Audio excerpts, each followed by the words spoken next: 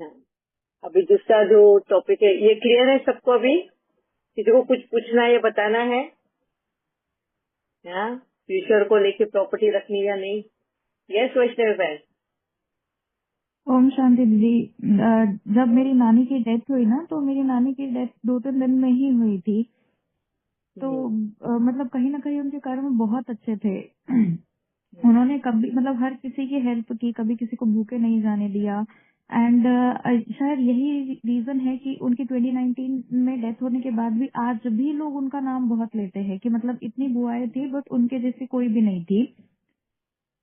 और क्या कहते हैं, और भी काफी सारी मतलब उनकी भी बहनें 3 जन थी ना, तो एक और की डेथ हो गई तो उनके बारे में भी इतना नहीं बोला जाता। और दूसरी जो जीवित है अभी, बट उनका तो हिसाब किताब ही अलग चलता है। तो उनको बट अभी भी बहुत सारे लोगों की डेथ हुई है फैमिली में, बड़ी फैमिली है। तो बट जिस तरीके से नानी को याद किया जाता है उस तरीके से किसी को याद करते हुए देखा ही नहीं है। तो कहीं ना कहीं ये उनके कर्म ही थे। एंड वहां से फिर हमको थोड़ा सा इंस्पिरेशन मिलती है कि to be a good human being. मतलब हमारी जो छोटी नानी थी ना, उनकी बहुत सफरिंग हुई है। जैसे मामा बताती है कि जब ये छोटे थे ना, तो इन्होंने बहुत मतलब किसी के साथ मिसबिहेव किया है। जैसे फॉर एग्जाम्पल चाय बनी हुई है और उसमें मक्खी गिर गई हो, तो वो मक्खी निकाल के कोई और काम वाली आई है तो उसको पिला देंगे। और कुछ अच्छा है तब तक नहीं देंगे, और फिर खराब होने के बाद दे देंगे। तो शायद यही इनके कर्म थे। लोगों को लगता है कि पता नहीं चलता है, बट वो 10-12 साल बिल्कुल बेड रिडन थे। और मतलब उसमें भी, उस सिचुएशन में भी उनको 2-3 बार शायद गिर गई थी, फिर वो हिप जॉइंट ये वो मतलब बेहतरीन पेन सहन किया है उन्होंने। अब समझ में आता है कि ये सब कर्मों की वजह से था। यस, कौन सी कमाई कर रहे हो? Hmm. Very nice, thank you Vaishnavi. और साल की दीदी। दीदी मुझे क्वेश्चन पूछना था। हाँ, इसी से ये रिलेटेड है? फियर से, इससे रिलेटेड नहीं है, बट एक थोड़ा सा फियर है मेरा, तो लास्ट में हाँ लेते हैं। छोटा सा ही पॉइंट है, कवर अप हो जाएगा आई गेस। हाँ, चलेगा।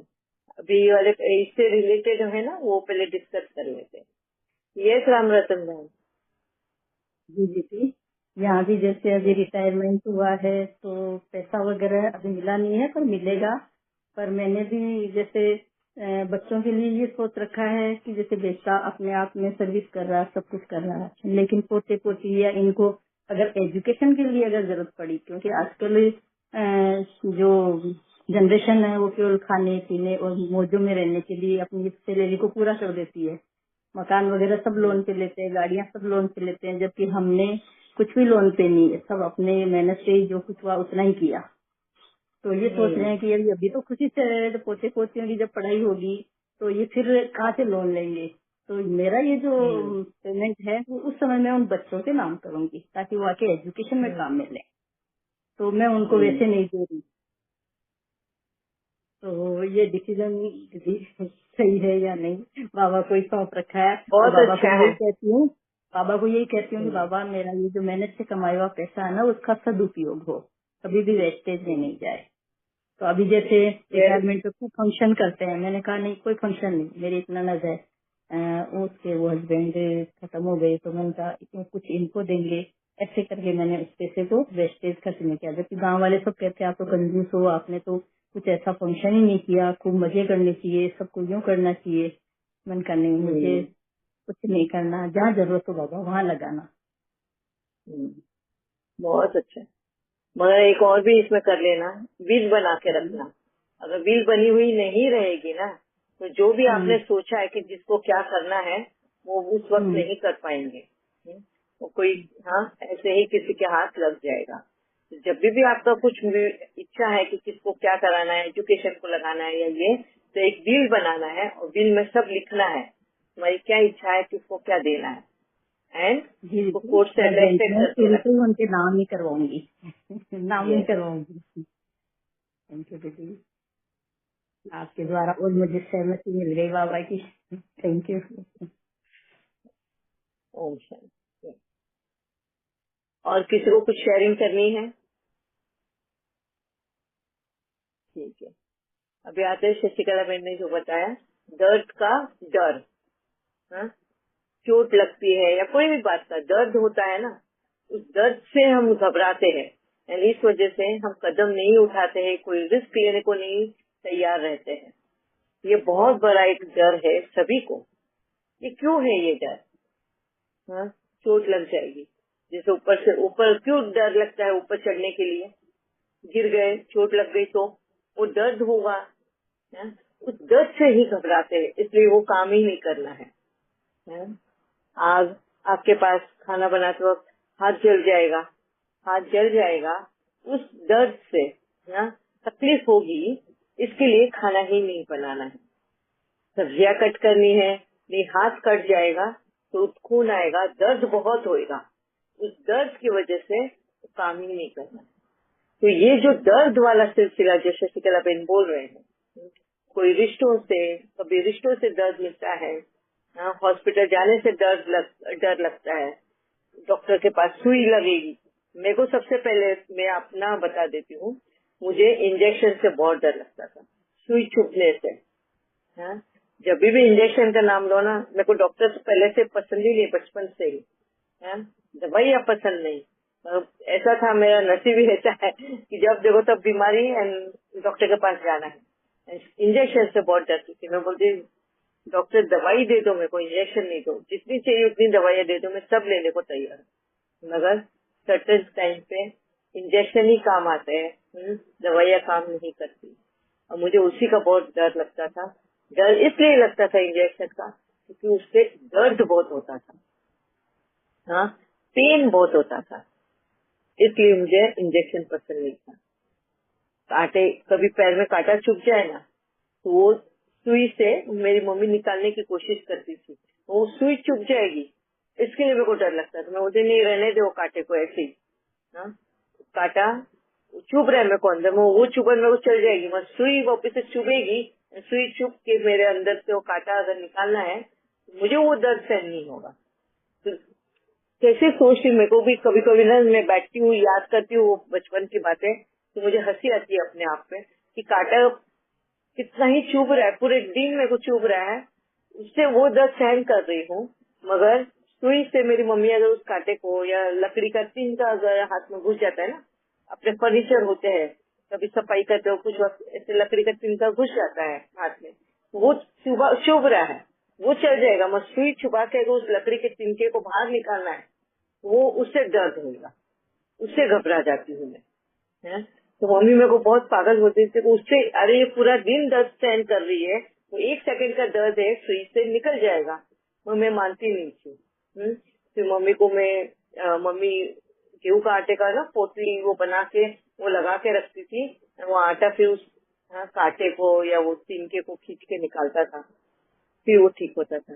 मगर मैं लॉन्ग टर्म वाला दर्द सहन कर पा रही हूँ, और सुई का दर्द सहन नहीं कर पा रही हूँ। और देखो कैसे जीवन में बदलाव लेकर आया, अभी डर ही नहीं लगता कोई भी चीज का। ठीक है, तो ये 3, ये दर्द का डर किसको किसको है यहाँ पर, और कौन से टाइप का डर है? जैसे मुझे सुई का डर बहुत था, है? किसको जलने का डर, किसका डर? यस वैष्णव बहन। दीदी ये जो सुई वाला आपने बताया नहीं, तो मेरे साथ भी होता था बचपन में। मतलब वो एंड ये मुझे भी सफरिंग, मतलब ऐसा लगता है कभी कभी इन फ्यूचर जाके मेंटली बहुत कुछ बियर करना है मुझको, और तो उस चीज से मुझे घबराहट होने लगती है, एंजाइटी होने लगती है, ओवर थिंकिंग होने लगती है। फिजिकल तो अब मुझे इतना नहीं लगता है, पहले था, बट अभी थोड़ा सा बेटर है। फिजिकल में इतना नहीं लगता, बट मेंटली काफी कुछ वो अंदर ही अंदर, जिसको स्ट्रेस और टेंशन कहते हैं ना, वो बियर करना पड़ेगा, उसका बहुत लगता है fear. Okay, thank you very much Vaishnav बहन। हाँ? और किसको डर है? दर्द का डर, ये इससे दर्द होगा उसका डर लगना,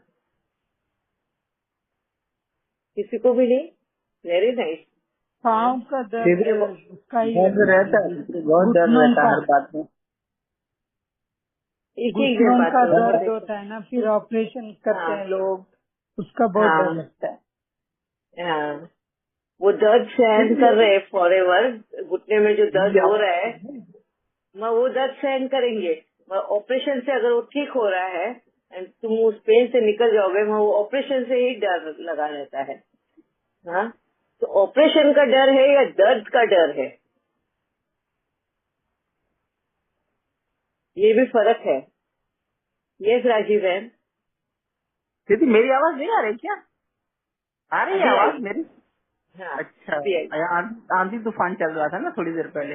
दीदी मुझे अच्छा। हर बात से डर लगता है। पहले मैं इतनी होशियार शेरनी जैसी थी, अब मुझे हर बात से डर लगता है। हाथ जल जाता है कभी कभी, मतलब अपने को बहुत वो कमजोर महसूस करती हूँ। हम्म, क्योंकि जैसे हम्म, आम भी काटती हूँ तो वो भी नहीं कटता। हम्म।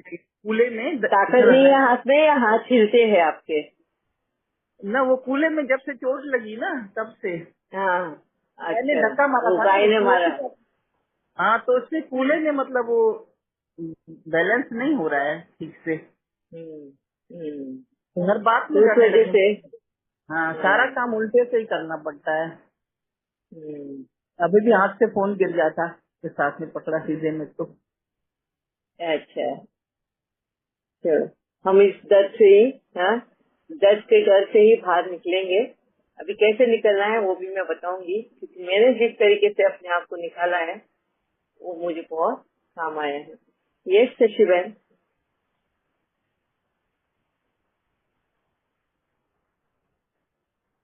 आपको अनम्यूट करना होगा।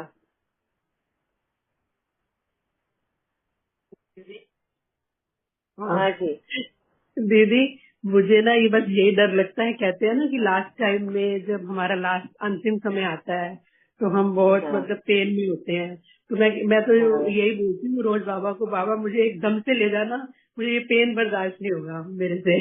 और ना मैं मेरी वजह से किसी को कष्ट हो, ना मेरे को कष्ट हो।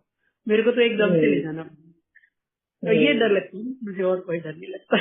ये तो तरीके का डर लगता है। तरीके, जो मौत आएगी, मौत से डर नहीं लगता, मौत जिस तरीके से आएगी उससे डर लगता है। हाँ वेरी जी नाइस। दीदी।